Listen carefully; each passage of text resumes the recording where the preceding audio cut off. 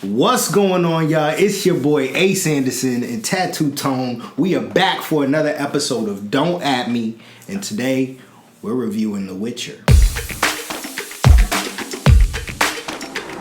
Yo, so The Witcher Season 1. So, Ed, you put me onto this show. Yes, sir. What was it that you liked about it? I'm a gamer, no shame in my game, guys. I played the game The Witcher 3. I played a little bit of The Witcher 2, and I fell in love. What platform was that on? That was on PS4.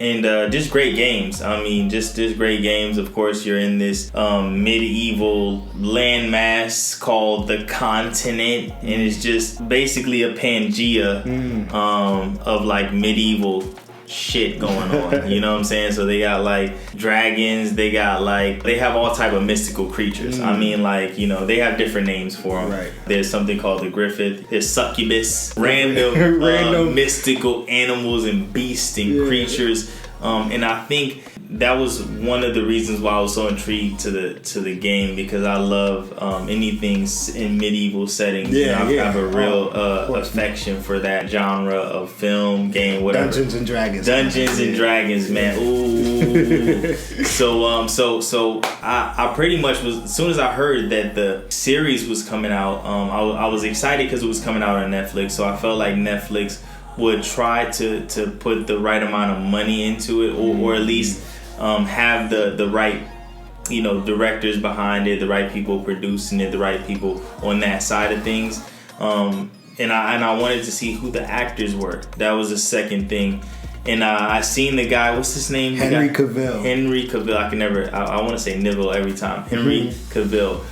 British. Yeah, British dude, Superman, as you guys know. And that's what tainted me at first. It kind of it was just, Superman was kind of washed into my brain, because I was like, this guy can't be anybody but Superman. Right. Like, who else could he be? You know what I mean? Like, really, you know what I'm saying? It was just like, he's typecasted for sure. Yeah. So, that kind of made me a little bit reserved. But once I seen a couple of clips from it, and once I kind of heard his story, like he was actually really into the game. I think he read parts of the book series as well. I'm sure. So I was just like, I think he was a big fan. He was a huge fan. It comes out to be. So immediately after that, I was just like so excited. And I was just like, that's awesome, because you have somebody extremely dedicated to making it a successful series. Yeah. So I'll let you know about it, of course. Yeah.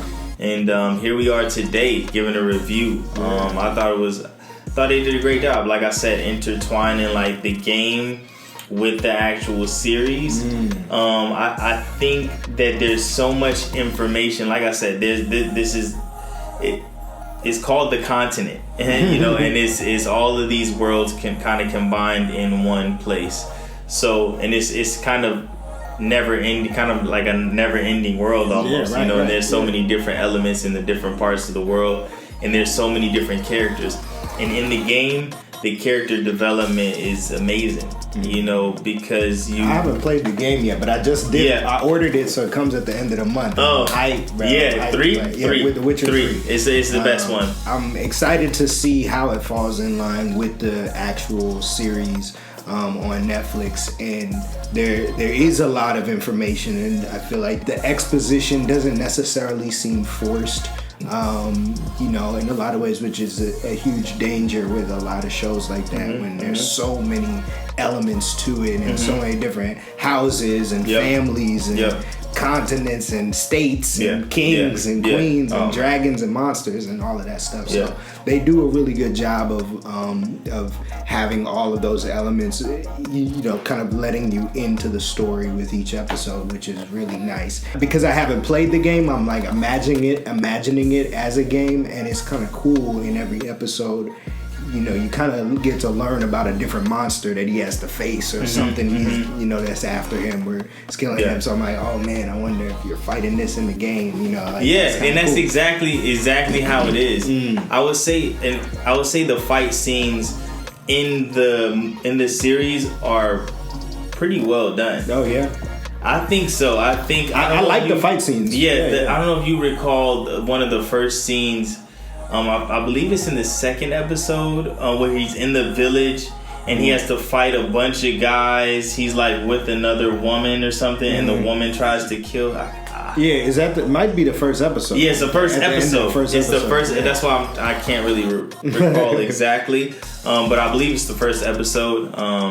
And that fight scene though was nuts. Yeah. No, all the fight scenes I'm like very happy with, and I'm like actually disappointed when there's an episode and he doesn't fight. Yeah, I'm like, bro, like, come on, son. Exactly. We got to see Geralt kill somebody. Exactly. Man. Like, go in. Exactly. Yeah, they did a good job, and I think the pros for me, the pros of having a series or a game or a book turned into a game and turned into a series, a television series, is that all of those elements of reality and fantasy can really come together. Because in the game it's just like, oh, this isn't like, it's a game, so it doesn't translate so well.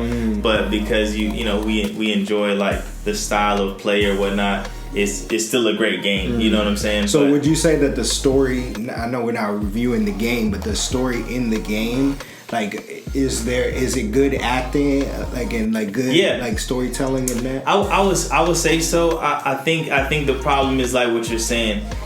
Everything is so condensed. For example, Trish is a pretty important character, throughout The Witcher, and has a pretty consistent relationship with Geralt in the story, and that's one of the elements in the series that you will never get a chance to see, because in the first season she dies in the battle, right? No, she doesn't die. No. She like basically gets defeated, but she doesn't necessarily. I thought she died. She didn't die when they stabbed her through the vines. They hit her with the torch. Yeah, and they were trying to heal her. We don't know if she's dead. Okay. Yeah. So we haven't found out officially yet. We don't know exactly if she's dead. So hopefully not. Hopefully, so we can see that relationship develop. Because I would love to see that kind of go a little bit further. Also, Joe's relationship with Dandelion as well, which is the singing guy who I believe. What's his last? I believe that's his name. The Bard. I just call him the Bard. The Bard. The singing dude. Yeah, that shit. I think it's Dandelion. I think he's the singing guy. Shit. Hold on, I'm gonna pull it up. Yeah, I think he's the singing guy. Hold on. Yaskir. That's his name, Yaskir? Yeah. Okay, so Yaskir, that's not the same Bard. guy. So Dandelion, has Dandelion been shown in the first? No. Okay, so I think Dandelion actually comes in this season then. So he should be in the second season. Okay, sorry. So we'll just cut that part out. But basically the character development between those two characters. Yeah, between those two characters, and there's a few other characters in the second one and the first one. Even there's a dwarf as well of some sort that comes into the game at some point. But just the character development, like, we know the story of the main characters, and I think they did an amazing job with Yennefer. I think that the time that they put in for her, I think that was very important. I think that's why a lot of other characters don't have their time to really their story to be told, because her story was so important. Yeah, but my biggest critique of the entire series, I love it. I think they're doing a great job telling the story and everything, but I need them to take more time. Like, I need them to slow down. Yeah, same. Please slow down, because like we're used to series that give us little bits. I mean, think about even with Stranger Things, bro. Like the amount of time that they took for us to even get to know who Eleven was, bro. Like who these kids are, and like when will they meet, and what's their relationship, who's dead versus like in the next episode, like did this person survive? Like, you have to wait a couple of episodes, and I think that the problem, like the fact that it's on Netflix. There's no anticipation. No, there's no anticipation. Like the cliffhangers aren't really cliffhangers because here's the thing. Like, okay, at the end of an episode, typically when you got on a TV series, a regular network TV series, you end an episode and you're like, oh man, I'm on a cliffhanger. Like, what's gonna happen next? And you gotta wait all week to figure out what's gonna happen next. Now, when the week comes, that they reward you because the next episode starts directly where the last episode ended. Now with The Witcher, it's like you be on a cliffhanger. You like, damn, they just faced a monster. What's gonna happen? And then the next episode, because you got Netflix, so you can watch all the episodes. You like, all right, click, ready to watch the next episode. Next episode comes. It's like 10 years in the future. Like what? Wait, what happened with that? And like who was? And then they do it with exposition, which the exposition is fine. Like the way that they kind of catch you up is okay, but it's like, oh, come it's not on, enough. man. Still, like, it's not enough. It doesn't suffice. Yeah, especially for a person with your perspective who hasn't played the game, doesn't know about this series, basically looking for something close to Game of Thrones, because Game of Thrones. At least to what do you call, wipe the slate of Game of Thrones, because Game of Thrones, the way it ended is so tragic. It's like, I know. Just like, I don't even want to talk about it. It's like so bad because we had all this anticipation. But to that point, the way that Game of Thrones led us on with certain characters, it'd be like seasons would go by where characters would not meet.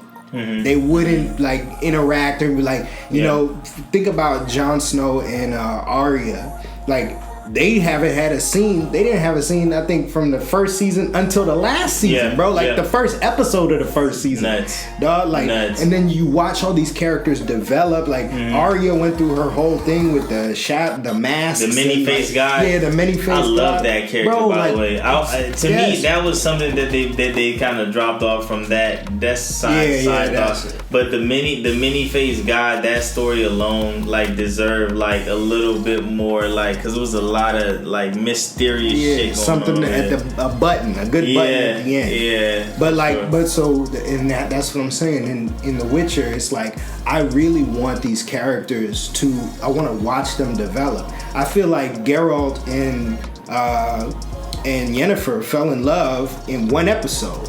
And like we like, damn, like, oh shit, they actually in love. Like in the next episode, they like, they've been together and then they separated, and they did that with like a few cut scenes, like, you know, of them waking up in the morning, and it's like, bro, come on, like, let's, like, you know, you could do that over 3-4 seasons. You know, this series is good enough that like you could drag this out and we'll stay to watch, like, because we like the actors, we like the characters, you know. With Ciri, I wish that would have gone over many a season, like, you know, with them finally meeting, with Ciri and Geralt finally coming together, because I feel like it would have been so much more rewarding. And even with Yennefer and what's the black dude, the mage, her first run. That's like, crazy. What happened to him? Like, he just died. He died. No, I don't know. I don't think he was working with Struggle Boy or whatever. Yeah, he just disappeared. He didn't die. He just disappeared. But no, then like at the end of the season, like, they came back and she's like, you know, like, I love you, like, and they kiss or some shit, and he's like, well, you know, you're hungry for power and all of this shit, and so he walks away from it. But it's like, that happened over like 3 episodes. Like, they were just in love, you know. He was like, definitely. It's just so much. I feel like they're rushing a lot of it. And so I'm really hoping that in season 2 that they slow it down. Because they can do that. They're allowed to. We will watch. We will. Us viewers will continue to watch the show regardless of how fast you plow through it. So like, slow it down. Give these characters their develop the characters. Right now, I think, as far as the special effects, as far as the costumes, all of the external, the skeletal parts of the body of the series is there. Yeah. I feel like just that the inner, the core, that part that feeds us into watching more and more of it, I feel like is missing because, you know, the characters are just being rapidly developed. Yeah, they're just rushed so fast. Like, damn, I want a chance to fall in love with the characters, to hate the characters, to like be like, damn, man, I don't like. And I hate to bring up Game of Thrones, and this is the most annoying thing. Like, I watch it with my wife, and all she does the whole time is bring up Game of Thrones. Oh, look, they're doing this. Like, oh, this is the Game of Thrones. And I'm like, oh my god. And then I even caught myself doing it. I'm like, this person is like this, and I hate it. But anyway, with that being said, I'm still gonna bring up Game of Thrones. At the beginning of Game of Thrones, we all hated Jaime Lannister. Right. We all hated him. Yeah, bro. Yeah, he was one of my favorite characters by the end of this series, bro. Because like you watch him like in his growth and you know going from fucking being a prisoner to going back to the king. Like you just watch everything. Being the prince. Yeah, being the prince. Being the top knight, the strongest person. Strongest knight, hand cut up, bro. Everything. You know what I'm saying? So like, definitely. And I feel like just that's the whole, all of that. I feel like with these characters in The Witcher, I just want to learn about them more, spend just a little bit of time. What I'll say is, unless the idea was that you set up The Witcher to have other like franchises outside of those, maybe, to where you kind of develop a few characters here and there. Like we've seen that done before a little bit with like some Disney, Marvel movies and stuff like that. So I mean, that could be possible. But now we're in season 2 already, and there hasn't been something that dropped just about like Vesemir. I guess they had the animated series. I don't know if you watched that. It was like an hour. There's like an hour-long animated series about Vesemir. Oh wow! Vesemir is one of my favorite characters. Even in the series, especially in The Witcher 3. No spoilers, but he's definitely one of the more interesting characters, and I hope they do a good job, at least with him, in showing how important he is, especially in Gerald's life and in everyone's life, how he's connected. Because he's had a crazy past as well, being a Witcher for as long as he has. So all the elements are there, bro. Like that's why I think that's why I'm we want it to be like, just give me some more, just a little bit more time. You know, you're going so fast. It's like eating cotton candy, you know, in that way. Like, you know, it's like cotton candy is so good, but then it just dissolves so quick. Like, I don't want that with The Witcher, especially. I mean, I'm sure because it's a game, right? Like games are what 22 hours to 50 hours of content. So like, you know, they can do that with the series. They can find ways to extend it. But I feel like because it's a game and because most like video game movies suck, like when you have a video game series, you should be allowed to really take the time to develop every part of that series. And that's why it's so hard to remake or recreate things after it's been made digitally. Like after it's been put on as a game.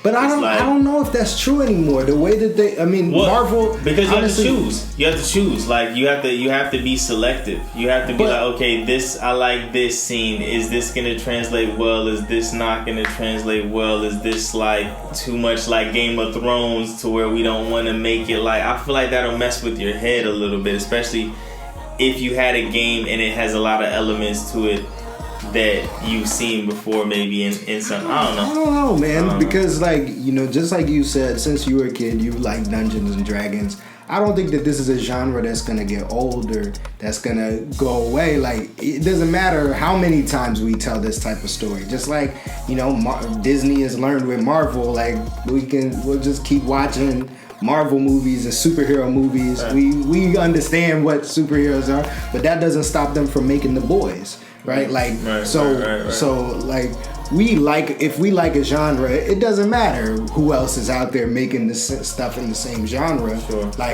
You know, but I think there's something to be learned from the best. Like, you know, Game of Thrones created a whole like true cult following, and I think that to follow in that path is right, but then to not deviate so much where you're just doing stuff for the fans. Like that's where Game of Thrones I think fell off with Witcher. I would give it a 4 as well. Absolutely 4 stars.